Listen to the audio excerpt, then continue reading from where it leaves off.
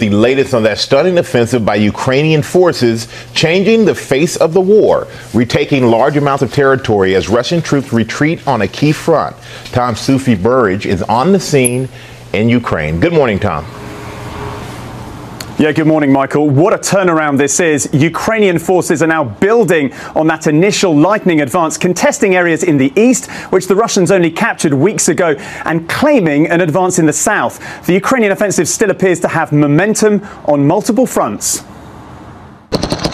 This morning, Ukraine's breathtaking offensive securing new gains as its forces continue to advance in the east and now also in the south.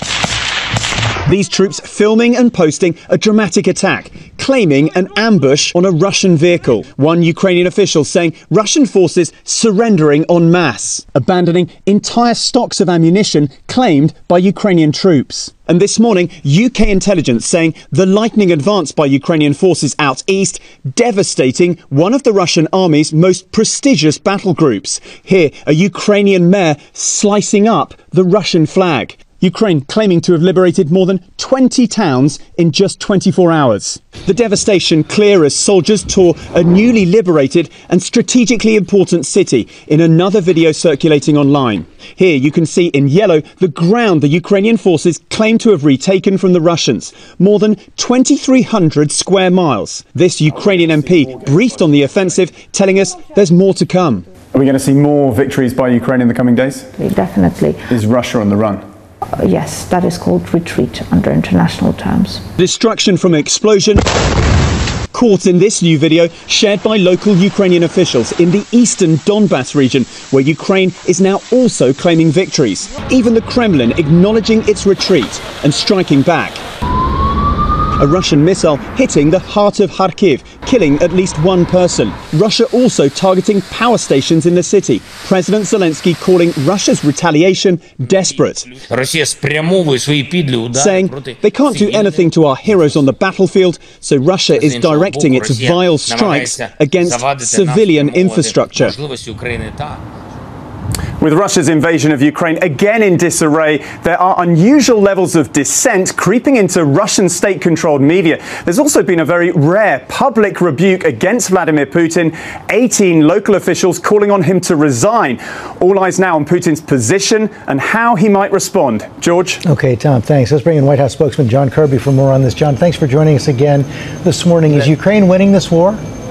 They certainly have some momentum, particularly up there in the northeast part of the country, in that Donbass region. You saw just from that report how swift and how stunning their advances have been. There is more fighting to go, though, and particularly down in the south, where the Ukrainians are also trying to break through near Kherson City. They've made some incremental progress. They're facing a stiffer Russian resistance down south. But clearly, up in that northeast region, there's some momentum here by the Ukrainians, no doubt about it. Is there a risk that they take this too far, run ahead of their supply lines? I think, they've planned this counteroffensive pretty carefully, George. They've thought this through. I mean, we're all watching these swift and stunning images today, but we need to remember there were weeks and weeks of planning that went behind that. And the Ukrainians have done a good job thus far in this war managing their logistics and sustainment, their supplies to their troops. I think they're mindful of that going forward. How about these new threats to Vladimir Putin inside Russia? How serious are they? How do you expect Putin to respond?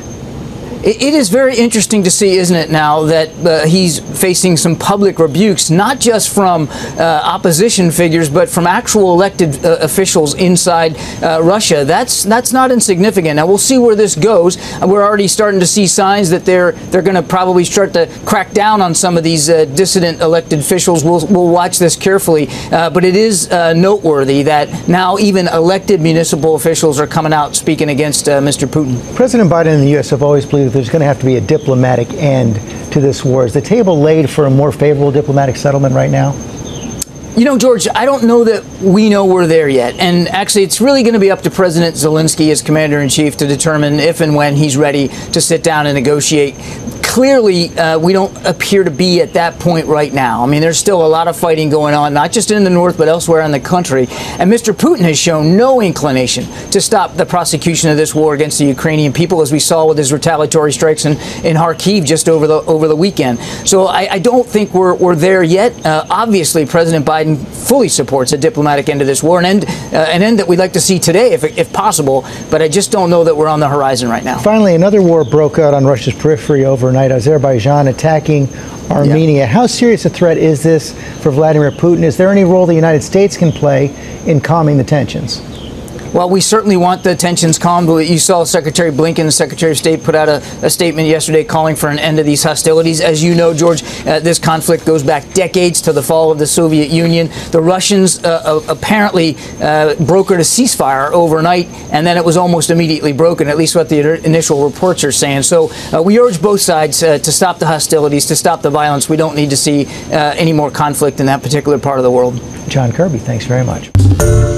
Hi, everyone. George Stephanopoulos here. Thanks for checking out the ABC News YouTube channel. If you'd like to get more videos, show highlights, and watch live event coverage, click on the right over here to subscribe to our channel. And don't forget to download the ABC News app for breaking news alerts. Thanks for watching.